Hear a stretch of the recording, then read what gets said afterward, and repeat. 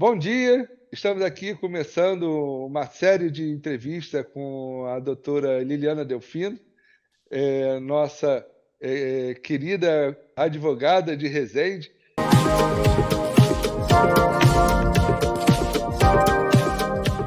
que tem feito um trabalho já de muitos anos, inclusive na rádio e atendendo toda a comunidade.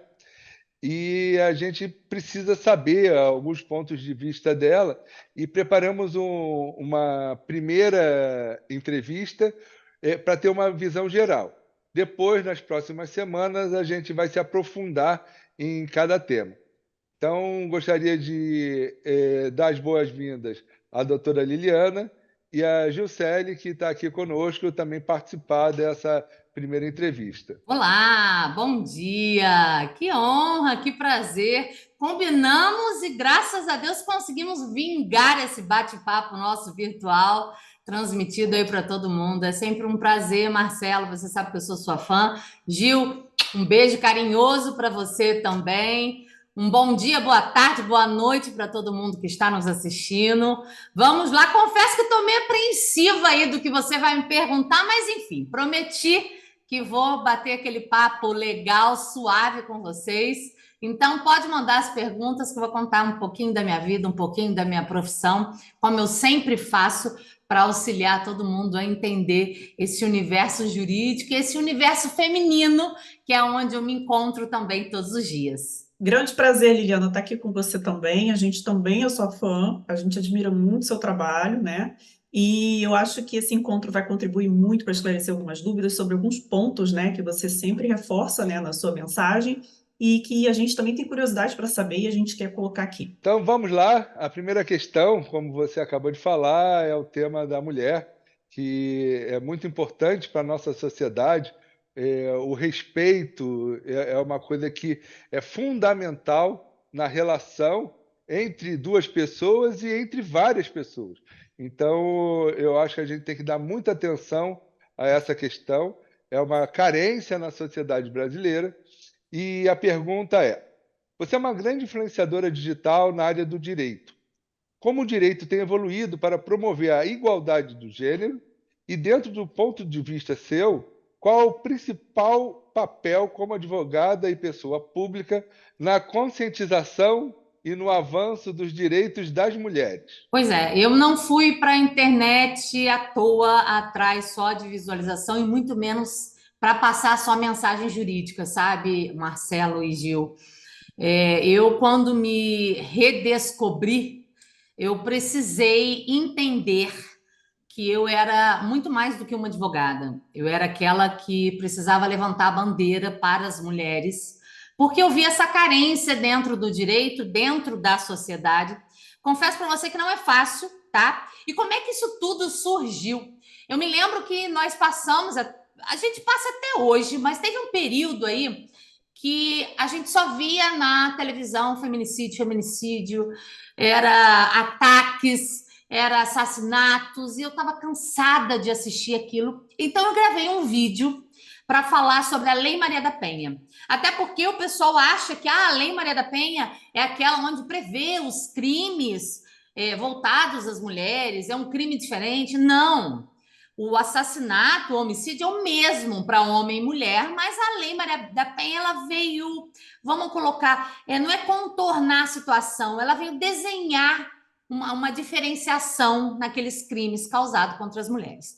E aí eu falei, peraí, eu vou levar na internet, no meu canal do YouTube, que é um canal que eu acredito que leve muita informação para as pessoas, né, de forma gratuita. Vou falar sobre essa Lei Maria da Penha e vou mostrar que há de fato punição, as mulheres precisam buscar os seus direitos. E aí gravei um vídeo falando sobre isso.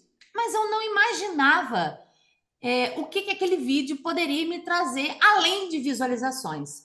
E eu fui ameaçada de morte naquele vídeo. Eu, nos comentários, recebi ameaças da seguinte forma: mulher como você precisa apanhar e ser morta. Olha que pesado. Agora, tua cabeça vai rolar na porta da tua casa. Eu juro para você que isso foi escrito nos meus vídeos e assinado de uma maneira cruel, com assinatura, com nome e tal. Depois daquele momento, eu falei: bom, isso é mais um motivo para eu não me calar. Tanto quanto mulher, tanto quanto advogada.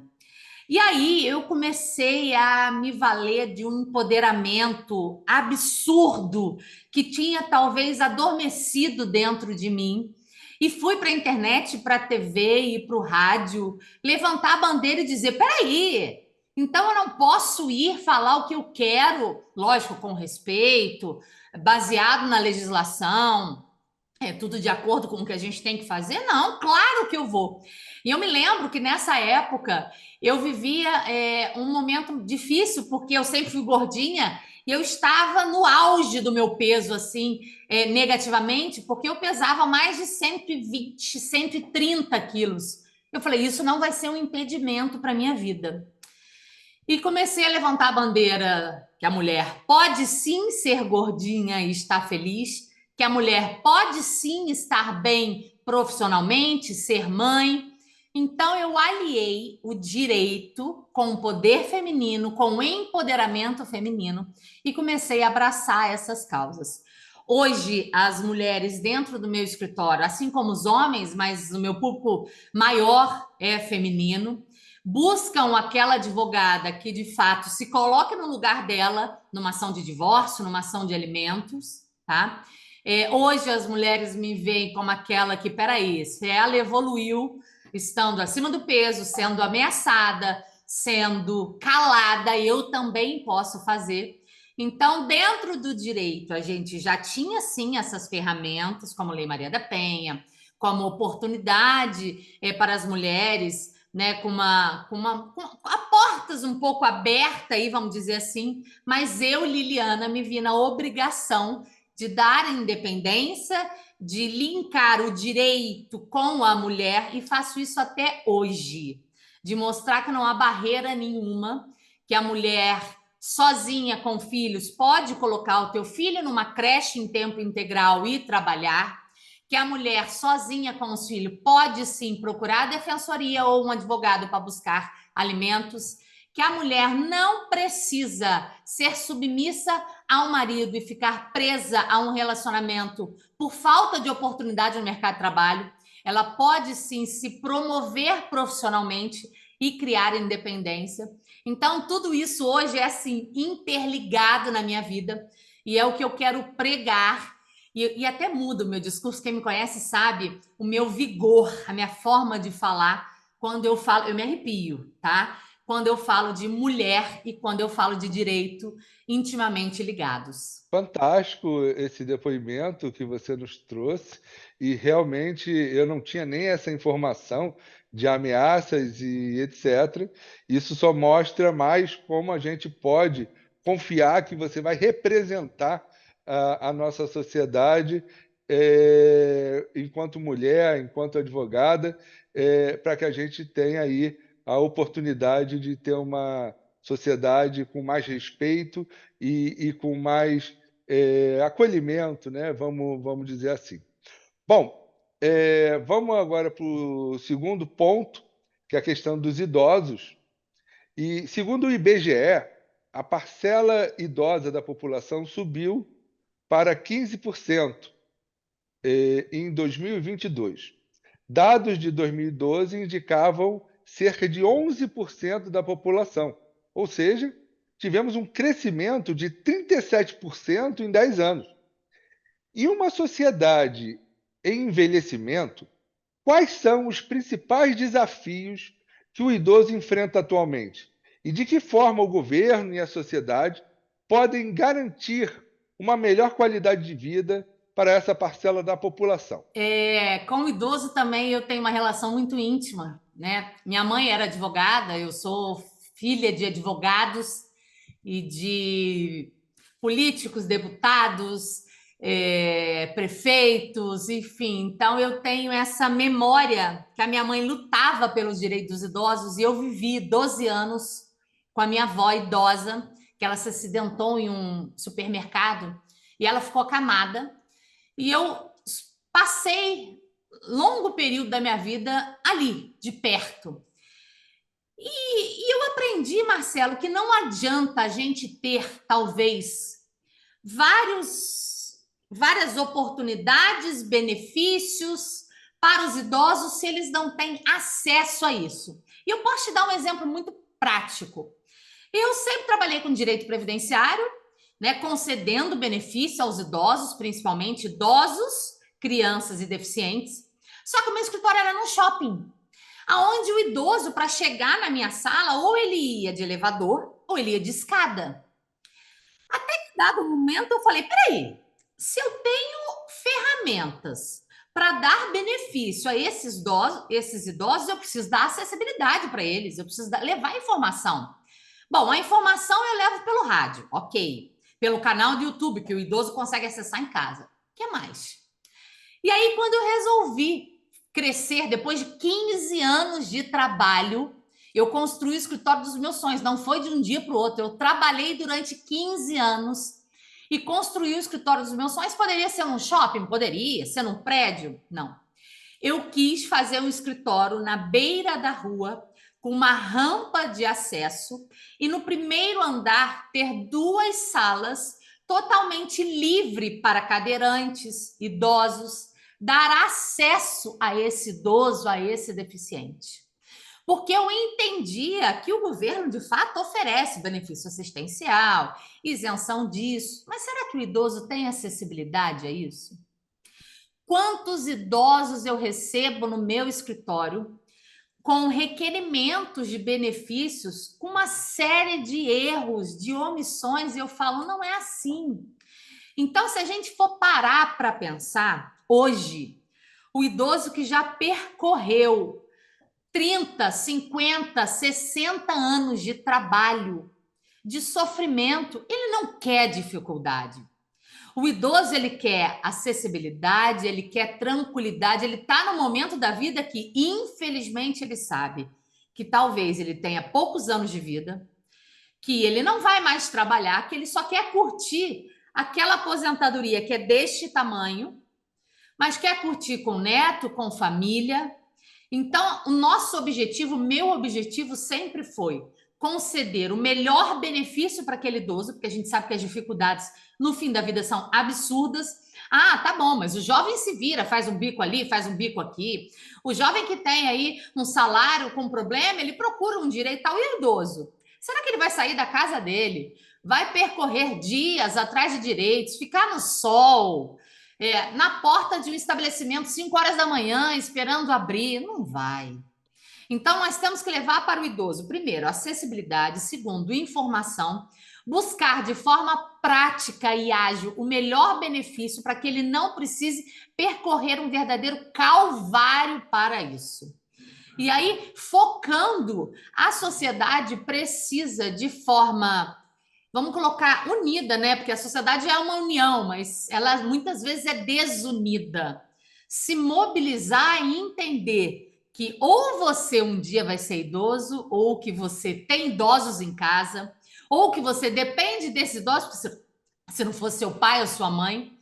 Então, a nossa conscientização é aonde eu posso fazer com que aquele idoso tenha menos problema possível, usufrua desses últimos que eu falo, pode ser 10, 20, 15 anos de vida, de forma saudável, porque ele já trabalhou muito pelo nosso bem-estar, muito pela educação dos nossos filhos, pela nossa educação.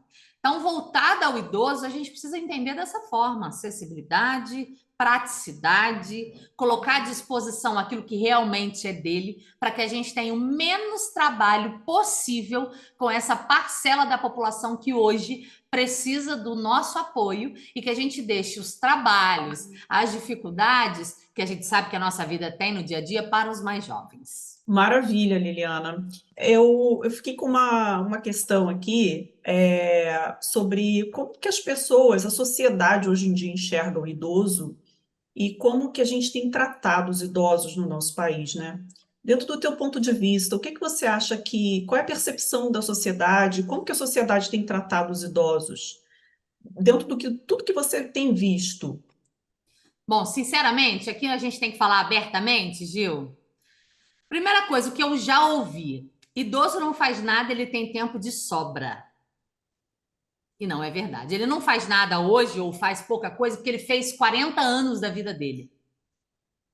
Então tá na hora de descansar. Você imagina morrer trabalhando, ninguém quer isso. Qual é o objetivo da aposentadoria hoje? É você colher aquilo que você plantou lá atrás. Por que a aposentadoria é concedida a partir de, na lei antiga, de 60 anos de idade? Porque presume-se que mulher com 60 e homem com 65 já está na hora de parar de trabalhar. Da gente ter um salário digno para a gente descansar. Essa é a primeira coisa, tá? E a segunda coisa que também é um absurdo, porque tem muito idoso de 60, 65 que ainda quer trabalhar. É falar que o idoso de 60, 65 não presta mais para nada. Ele já está velho. Você já imaginou um idoso que trabalhou durante 25 anos em uma área específica, 30 anos? Olha a capacidade desse idoso, o conhecimento desse idoso é muito maior do que um, talvez, que trabalha 5 anos. Imagina a condição profissional desse idoso que hoje está bem de vida, de vida que eu digo de vigor físico, que tem uma vasta competência profissional e quer trabalhar, quer ser inserido no mercado de trabalho. Talvez o problema de saúde que ele possa ter, um novinho também vai ter. Então, esses dois, não vamos colocar aí, posso dizer como preconceito? Posso dizer. Essas duas frases infelizes são frases que, se a gente for parar para analisar, não condizem com a parcela de idosos que a gente vê hoje, né? E são frases que pessoas com empatia pelo próximo jamais poderiam dizer. Então, essa é a visão que eu vejo, mas logo se me disserem, é porque nunca ninguém me falou isso na cara, eu só ouvi, eu já daria essa resposta. Ele pode ser muito mais experiente do que um novinho de 30 anos, e segundo, ele pode estar com muito mais vigor na saúde do que um de 20 anos. Muito, muito interessante seu ponto de vista. Agora nós vamos para um outro tema, que é geração de renda. A gente vive hoje profundas transformações no mercado de trabalho.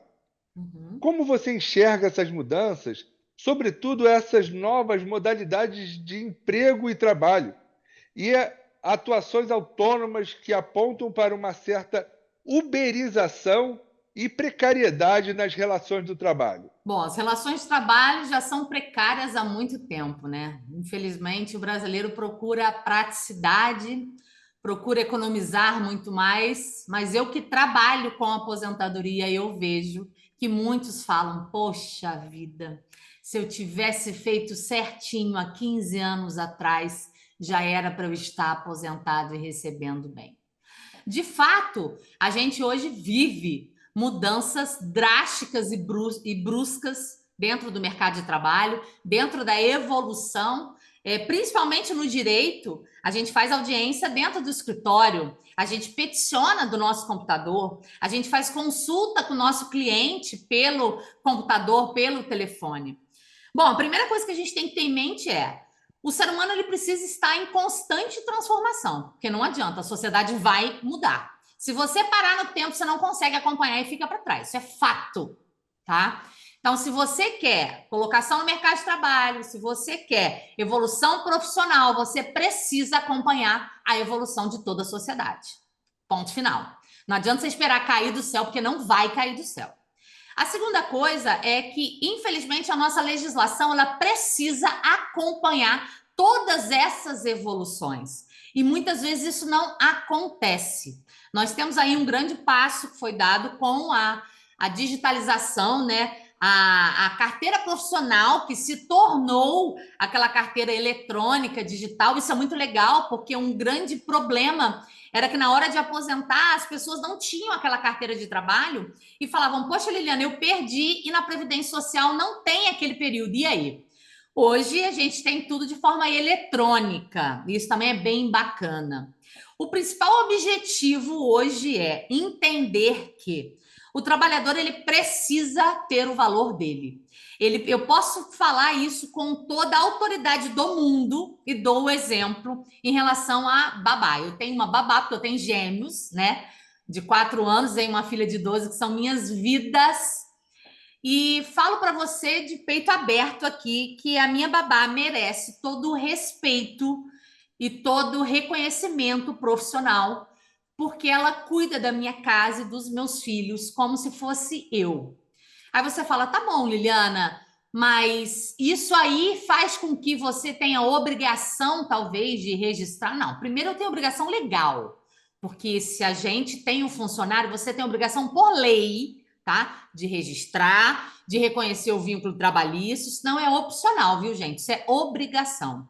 Segundo, que você precisa entender que não é só porque você está pagando. Você já parou para pensar qual é o trabalho que aquele profissional faz para você? Você que é dono de uma empresa. Todo mês está na tua conta tantos mil porque você tem um empregado que trabalha todos os dias para que aquilo aconteça. Então, a relação de trabalho, o reconhecimento para com o empregado, isso é essencial. Você sozinho, você não conseguiria aquilo. E segundo, a gente tem que aprender também que sozinhos, se a gente não souber delegar, vamos colocar assim, a gente não chega a lugar nenhum. Imagina se eu viesse para o escritório com 3 crianças, tudo bem, que seria maravilhoso, mas eu não ia conseguir trabalhar, né? Como é que seria a minha vida? Então, hoje a sociedade evolui, mas essa praticidade não pode tirar de mente que o empregado precisa ter o valor, que ele precisa ter verbas reconhecidas, carteira assinada. O empregador, lógico, precisa receber o mínimo, que é a dedicação do empregado, mesmo que seja home office, mesmo que seja aquele trabalho temporário. Entenda que se o seu empregador não estiver satisfeito com o seu serviço, ele não vai te indicar. Aquela empresa não vai evoluir, você vai perder aquele emprego. Então, olha, é tudo um conjunto e mais uma vez interligado, né? As coisas giram de comum acordo para que tudo dê certo. Então, a geração de renda, não adianta pensarmos numa parcela específica. A gente precisa gerar renda de uma forma geral e global para que todos. Não adianta a gente injetar renda e uma parcela da população se a outra está aí desamparada. Não adianta a gente pensar só nos comerciantes se o consumidor não tem como gastar dinheiro. Ou seja, eu acho que é um conjunto entre empregado, empregador, comércio, consumidor, governo, população, que tudo precisa andar em conjunto para que as coisas saiam direitas. Eu estou com um ponto que eu estou extremamente preocupado. Sim. Quando a gente vê essa questão da uberização, como é Uhum. que vai ficar a nossa previdência social? Eu preciso que você explique melhor esse ponto, né? O que a gente chama de uberização, né? Essa relação de trabalho digital, onde a pessoa se aplica, se liga a um aplicativo e às vezes até se sente como um empreendedor. Mas o que isso vai resultar para a nossa previdência social e, em última análise, para a nossa sociedade? Bom, a gente sabe que a aposentadoria é um direito personalíssimo, que você precisa contribuir ou seu empregador para você aposentar. Ninguém vai aposentar por você e todo mês te dá ali o teu benefício, né? Para mim, que estou dentro desse cenário, confesso para você que não me preocupa, porque nós temos contribuições de empregado, empregador e contribuições de profissionais liberais, de autônomos. O que não pode acontecer é o fato das pessoas entenderem que toda essa uberização, ou toda essa modernidade, ou toda essa evolução seja um passo para ele descansar e esquecer de suas obrigações. Por quê? Microempreendedor, autônomo, a própria diarista, todas essas pessoas podem recolher para a Previdência Social sem terem vínculo empregatícios, desde que recolham mensalmente a sua contribuição. Então, assim, hoje, Marcelo, aquele que tem uma visão do futuro ou que pode, infelizmente, se adoecer daqui a alguns meses, ou cometer algum crime preso, ou falecer, sabem que se ele não estiver recolhendo para a Previdência Social, ele não vai ter o benefício em dia. Então, independente se o vínculo dele é com o programa, com o empregador, se ele é autônomo, se ele é MEI, se ele não tem patrão, não interessa. Se ele quer contribuir, que seja num percentual pequeno, ele hoje tem meios para fazer isso. A gente tem que pensar que não adianta só a gente receber. A gente tem que investir. Minha mãe sempre dizia, foi até legal você tocar nesse assunto, porque eu me lembro que a minha mãe sempre dizia, Liliana, a gente precisa investir nos nossos sonhos. Não adianta a gente sonhar, sabe? Eu tenho uma colega que tem a tela do telefone dela e tem uma casa na tela do telefone. E eu falei para ela, fulana, por que na tela do seu telefone tem essa casa? Ela, porque é a casa dos meus sonhos. E eu estou trabalhando e investindo e todos os dias eu olho aquela imagem, porque é o sonho que eu quero alcançar. E minha mãe dizia, se você tem um sonho, você tem que investir nele. Então, se você trabalha no escritório, você vai comprar um computador legal para você, uma impressora legal para você. Assim como investir no seu futuro. Você imagina com 50, 60 anos, sem você não poder exercer atividade profissional, nunca ter pago para a Previdência Social. Você vai ver de quê? Pensa bem. Então, mesmo aqueles que não tenham vínculo, que sejam aí mais modernos, né? Que hoje trabalham por conta própria, eles podem sim aí procurar um advogado da sua confiança ou Previdência Social, enfim, investir no futuro através de contribuições como individuais. Bom, eu queria tocar no assunto agora que, assim, toda vez que você fala dos seus filhos, seus olhos brilham, né? É visível, assim, a tua empolgação com relação aos seus filhos. E aí a gente queria falar um pouquinho mais sobre o bem-estar infantil. De que maneira a legislação, o poder público e a sociedade, você acha, dentro do teu ponto de vista, podem contribuir para garantir um ambiente propício para o desenvolvimento infantil? Bom, Gil, de fato, a maior alegria da minha vida hoje, em primeiro lugar, são os meus filhos. Digo para você que a minha família vem em segundo e em terceiro lugar o meu trabalho. São três coisas que eu amo, tá? É, e falar de criança para mim é um pouco delicado, porque é o que eu sempre digo e volto a dizer: nós temos sim legislações, programas voltados para as crianças. Entretanto, eu acho que a gente esbarra lá naquela questão do idoso que eu trouxe. Muitas vezes não são acessíveis. Quantas e quantas e quantas vezes eu abri o meu guarda-roupa, o guarda-roupa dos meus filhos, vi dezenas de calçados e pensei, Senhor, os meus filhos têm tênis para escolher, enquanto tem alguns que não têm o que calçar. Será que isso está certo? Como é que está a relação dentro de casa daquela criança que estuda em uma creche, que fica de 7 da manhã às 7 da noite, que se alimenta na creche, e sábado e domingo? Ele tem o que comer em casa? Já paramos para pensar? Será que o lazer daquela criança na creche é só o que está na creche? Ele tem o que brincar em casa?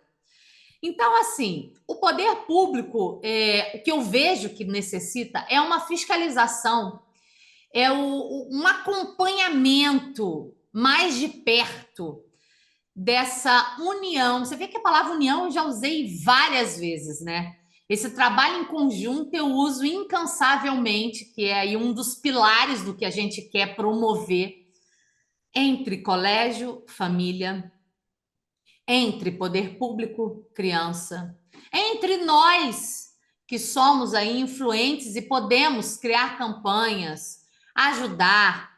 Não adianta a gente ter o estatuto da criança e do adolescente se a criança só está feliz no colégio. Será que esses pais sabem o dia de prova, de tarefinha? Será que esses pais participam da vida escolar ou dão graças a Deus que as crianças estão no colégio? Então, voltada ao desenvolvimento infantil, a gente primeiro precisa trazer a família para dentro do ambiente escolar. Acho que é essencial isso. Ai, que chatice, é fazer festinha Dia dos Pais. Não, nada disso. Ali todo mundo está sorrindo. Ali a maioria dos pais e mães que maltratam, que não estão felizes com a vida do filho, que não querem o bem-estar, porque isso acontece. Poxa, Juliana, você não está sendo radical? Não, não, a gente vê isso, tá? Ou eles não vão nessas datas, ou eles vão se valer de uma máscara para aparecer bem para a sociedade. Eu estou dizendo de fato, participação individual, tá? A conversa individual, essa é a primeira coisa. A segunda coisa é final de semana. O que essa criança faz no final de semana? O que o município proporciona para a cultura? Já pensou? Antigamente tinha concurso cultural, de música, de esporte entre os colégios. Antigamente tinha aqueles campeonatos, o melhor aluno ganhava notebook, iPad, que incentivava o estudo, a melhor redação. Será que isso ainda existe? Que tal uma criança? Tem muita criança que tem um sonho de ganhar um computador. Então, são pequenas coisas que vão incentivar as crianças a verem um colégio não como um refúgio de casa, mas a verem um colégio como um lugar propício à educação, desenvolvimento e mais. Qual é o incentivo? O que essas crianças estão vendo na sociedade para quererem estudar? Será que o incentivo do mundo não está muito maior do que o incentivo do colégio? É uma outra coisa que a gente pode pensar.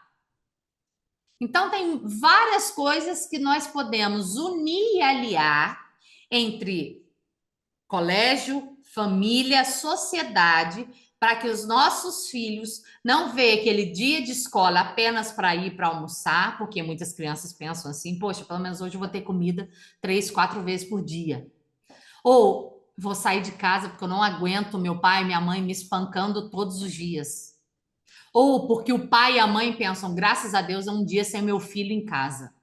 Eu tento ser bastante radical porque eu vejo isso na prática. E não adianta a gente aqui, Marcelo e Gil, vamos deixar uma coisa clara. O meu papel não é tampar o sol com a peneira. A gente está cansado de ir para a internet e só ver coisas belas, só ver aquilo que realmente a gente quer enxergar. Não. A gente precisa mostrar o problema e tentar trazer a solução. Né? De coisas belas, a nossa sociedade está cheia. Tá bom, mas das coisas ruins, quem que vai lutar por elas? Será que não seria ideal uma mãe de 3 que já perdeu um filho, que viveu num bairro carente, que hoje tira do guarda-roupa do teu filho sapato e roupa para doar para aquele que não tem? Que vê pela câmera de casa, passando uma família catando reciclagem, que abre o armário, pega os biscoitos recheados, eu faço isso sempre, e dá para essas crianças com coquinha. Sabe, Marcelo, eu não aguento ver, e eu já até publiquei isso na minha rede social, tem uma família que passa a mãe com 4 crianças, se é proposital ou não é, eu não sei, eu estou fazendo o meu papel. Eu abro a gaveta, pego os biscoitos recheados, pego suco ou coquinha e dou para eles lancharem. Eu ainda falo, olha, come agora, para depois, quando você chegar no seu bairro, ninguém pedir, tá? Tipo assim, é seu, né? Porque a gente sabe que eles têm que dividir para 10, para 8, e aquelas crianças sentam no meio-fio e vão comer. Então, você vê esse prazer que a criança sente, a gente precisa proporcionar em casa, sábado e domingo, no colégio, em vários outros ambientes. É fantástico isso tudo que você falou, e eu acredito plenamente que a educação é o caminho para que a gente possa ter uma sociedade melhor. E faz um link com o nosso próximo tema, que além da educação, até para que as pessoas tenham mais condições e diminuir a evasão escolar, é uma renda básica. Então, eu queria saber, depois da questão da pandemia, esse tema da renda básica entrou em destaque. Como você enxerga o papel do sistema jurídico na implantação de políticas de renda básica e de que forma você acredita que a sua influência pode contribuir para um debate mais informado sobre esse tema? De fato, está totalmente ligado ao bem-estar infantil, à educação, como você bem disse, né? Hoje a gente vive num mundo onde ele está dividido entre a proposta que o mundo oferece para a criança e a proposta em que a educação oferece para a criança. Qual é hoje a vantagem para as famílias? Vantagem momentânea, vamos colocar assim, para as famílias de permanecerem com os seus filhos no colégio, famílias de baixa renda? Um almoço, um café da manhã? Só. Qual é a perspectiva momentânea? Se você for parar para pensar, uma família com 5 filhos. Aquela mãe sozinha ou aquele pai e mãe que trabalham e ganham um salário e meio, tem 5 filhos. Eles ganham com o colégio, lógico, a educação, né? E o alimento daquelas crianças. Só que essas crianças fora de casa, muitas vezes ganham um pouquinho mais. Porque eles podem fazer um servicinho ali, um servicinho aqui para o bairro, de uma maneira ilícita, de uma maneira lícita. E aí? Essa criança está ganhando algum prêmio que dê orgulho, talvez, para o pai e para a mãe dentro do colégio? Está dando para você entender que hoje, de forma momentânea, de uma visão geral, nós não temos muitas ferramentas que façam com que essas famílias que necessitam de um apoio real e financeiro, e eu acho que eu entendo isso, busquem o colégio como uma ferramenta ou como um caminho para sair daquela pobreza e sair daquela vida que eles buscam, né? A gente foge, né? Quando a gente tem um problema, a gente tenta fugir daquele problema. E eu acho que é bem isso. E aí, vamos dar um exemplo. Poxa, o título de melhor aluno, tá? Ou a melhor nota naquele semestre vai dar uma bonificação, como que fosse, né? Um valor X, ou um computador, ou o que que vai fazer aquele pai querer que o filho esteja ali? Primeiro, o orgulho, né? Porque qual pai que não se orgulha do filho? Segundo, que na maioria das vezes, assim como Bolsa Família, auxílio emergencial, todas essas rendas que foram criadas nesse terrível período que a gente viveu, vou falar assim para o pessoal entender de uma maneira bem fácil, tudo isso de emergência foi literalmente utilizado para resgatar a família daquela ou extrema pobreza, ou resgatar aquela família, muitas vezes que seria dissolvida, porque se não tem comida, não tem diálogo, não tem aonde morar, o que seria daquela família?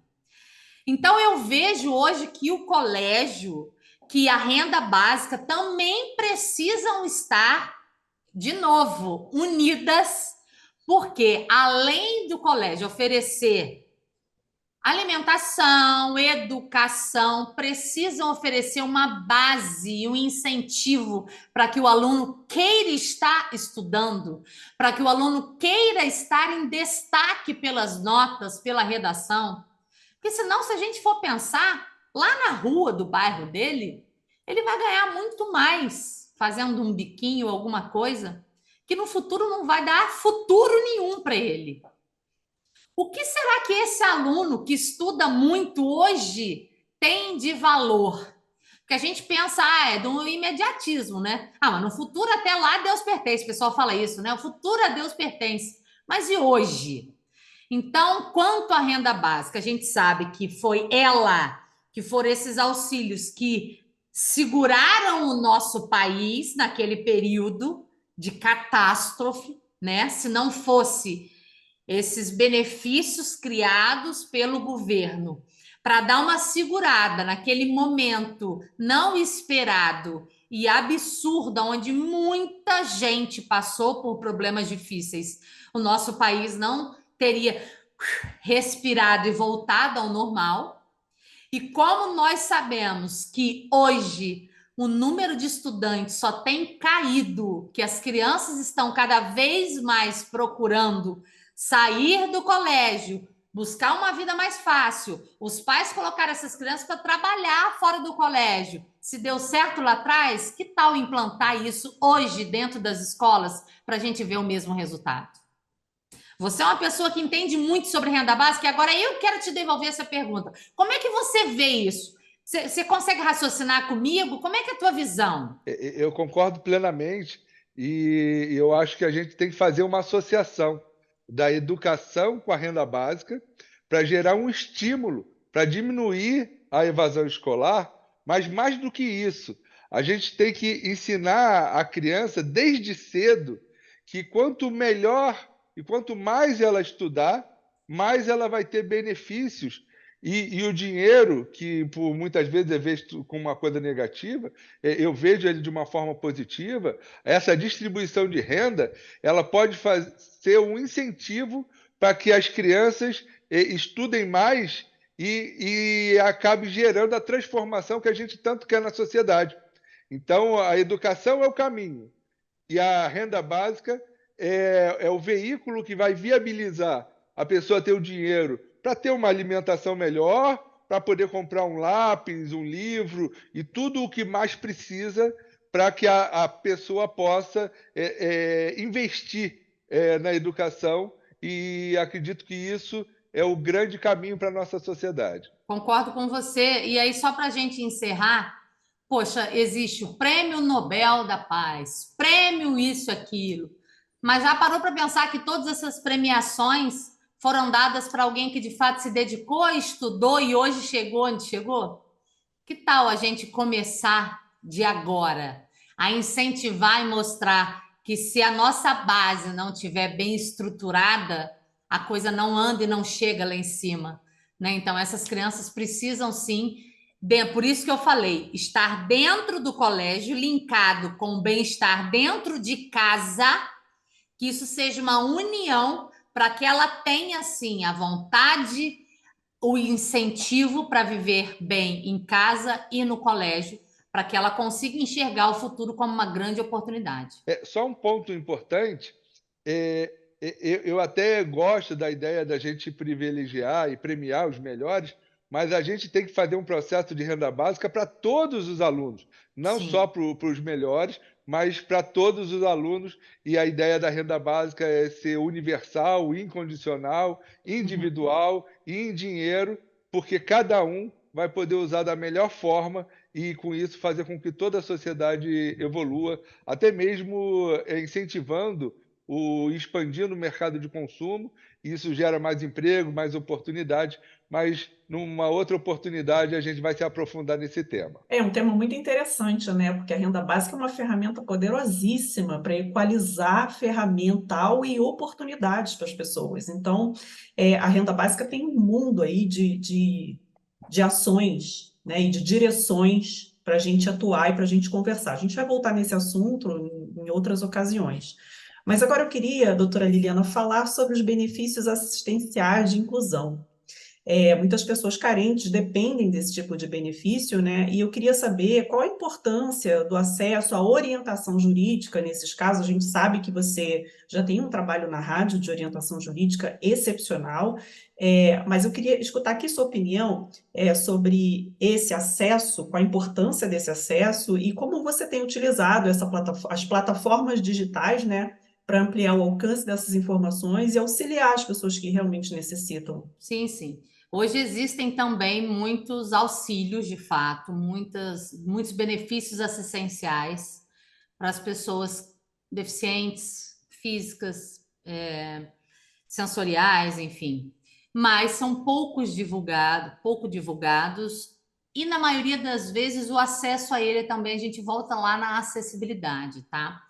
É um acesso que demanda um conhecimento que eu tento quebrar isso através das redes sociais. Por exemplo, na Previdência Social, existe a aposentadoria por invalidez, que é o benefício pago àquele que não pode mais exercer atividade profissional de forma definitiva. Entretanto, algumas doenças, como a neoplasia maligna, como o câncer, essa doença ela não exige que você esteja em dia pagando bonitinho durante 10, 15 anos para que você tenha direito a este benefício. E isso muitas vezes não é falado. As pessoas entendem assim, bom, como chama aposentadoria, presume-se que eu tenho que ter 15 anos de recolhimento. E não. Eu utilizo rádio, TV, né? Internet, através do canal do YouTube, Instagram, TikTok, enfim, justamente para provar que as pessoas que necessitam dessa assistência diferenciada podem buscar os benefícios que estão aí à disposição, e também mostra o caminho dessa busca. Com a evolução, vamos falar assim, da Previdência Social, com a chegada do 135 ou do portal do meu INSS, por exemplo, ficou mais fácil a gente buscar o benefício de auxílio-doença, aposentadoria por invalidez, o benefício assistencial à pessoa com deficiência, por exemplo. Porém, como que essa pessoa faz? Poxa, Liliana, é só eu clicar? Não, você tem que ter um laudo específico. Você tem que comprovar a doença tal. Então, isso eu falo de forma olha, incansável nas redes sociais, tá? Principalmente relacionado ao benefício de prestação continuada, que é um benefício pago ao idoso ou à pessoa com deficiência. Esse benefício ele está à disposição, o governo ele é obrigado a conceder esse benefício através dos CRAS, através da própria Previdência Social. Basta você comprovar a renda da tua família, comprovar a necessidade, e é um benefício que eu vou lutar até quando Deus permitir, porque para muitas famílias é o único benefício, é a única renda que essa família tem para sobreviver. Você já parou para pensar que é o benefício de um salário mínimo que pode ser pago para mais de um membro? Poucas pessoas sabem disso. Para mais de um membro, desde que ele só comprove alguns requisitos, ele vai receber todo mês. Existem mães que têm filhos gêmeos com autismo, filhos gêmeos deficientes. Existe família onde o pai é idoso, o filho é deficiente.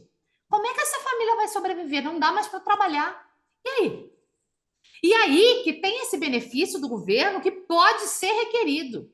Entretanto, você vai comprovar os requisitos, você vai preencher as suas necessidades, as suas despesas. E isso precisa ser feito com cautela. Já parou para pensar?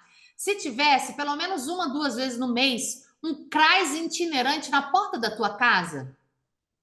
Poxa, Liliana, eu já tentei algumas vezes e não consegui. Eu acho que eu preenchi errado. Tá bom, a gente vai até você, porque já é direito seu garantido. Você só precisa do caminho e da ferramenta para que aquele benefício seja concedido. Então, vai até você, vamos analisar a tua documentação, solicitar o teu benefício, ver o que deu certo, o que deu errado e garantir, porque não vai sair do meu bolso ou do seu. Isso está previsto em lei. Isso é obrigação do governo. Então, benefícios assistenciais de inclusão. Primeiro, esses benefícios governamentais. E segundo, esses dias eu fui descobrir que a fila da nossa região por um aparelho auditivo estava em 200 e poucos aí. E eu fui perguntar para essa senhora. A senhora perdeu, para a filha dessa senhora, na verdade, perdeu a audição? Perdeu, minha mãe perdeu, ela precisa de um aparelho auditivo. E quanto é um aparelho auditivo? Ela falou R$ 9.200. Falei, mas não tem outro? Ela, não. E aí eu fui olhar os locais aonde a gente tem acesso, a maioria dos locais é cadeira de roda, muleta, mas muitos desses aparelhos ou desses aparelhos mesmos, mais assim específicos, não estão à disposição. Você imagina uma pessoa que de um dia para o outro escutava tudo. E aí a gente volta a dizer um idoso que no fim da vida gosta de escutar uma música, gosta de ver a sua novela, né? Volta a dizer, fim da vida pode ser 10 anos, 15 anos, 20 anos, 30 anos. Minha avó faleceu com 94 anos, você imagina. Ele perdeu a audição. E aí ele fala o quê? Eu não tenho como fazer nada, eu não tenho R$ 9.200, eu vou fazer o quê? Já parou para pensar se tivesse aí um centro integrado que a gente pudesse ter acesso e convênio com grandes empresas para proporcionar, de fato, aparelhos e próteses caras, porque isso é caro, 9.000 e pouco é um valor alto para essas pessoas. Então, tem muita coisa que a gente precisa buscar o acesso, o caminho, para a gente trazer a inclusão e não a exclusão. E aí a gente volta lá em cima no idoso. Nós vamos excluir porque é idoso? Não, não.